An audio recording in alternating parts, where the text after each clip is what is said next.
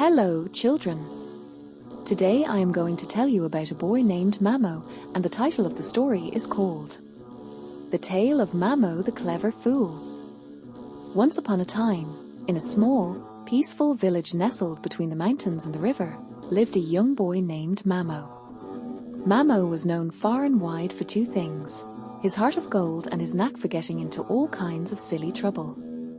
People called him a Mamo the Fool, but in truth, he was often wiser than anyone gave him credit for. The start of Mamo's adventure. One day, Mamo decided he wanted to travel to the big city to learn new things and find a way to help his village. He packed a small bag with bread, cheese, and a shiny pebble he thought might be useful someday. Off he went, waving goodbye to the villagers, who chuckled, saying, "What nonsense will Mamo get into now?" After walking for hours, Mamo reached a fork in the road. A big sign pointed left and read, "To the city," but Mamo spotted a smaller path to the right, lined with beautiful flowers and fruit trees. He scratched his head and said to himself, "Why take the plain road when I can enjoy nature's beauty?" So, off he went down the right path.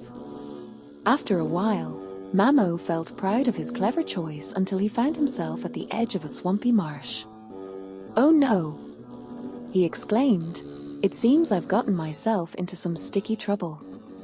But instead of panicking, Mamo sat down to think. Suddenly, he noticed a frog hopping by and said, "Mr. Frog, do you know a way out of this swamp?" The frog croaked, and Mamo, being Mamo, believed the frog was trying to help. He decided to follow the frog's hops. Step by step, hop by hop, Mamo waded through the marsh until he finally reached the other side. Wiping the mud from his shoes, he smiled. Who knew a frog could be such a wise guide? Okay guys, thank you for listening. Part 1 is over. Part 2 will continue, so please subscribe the channel.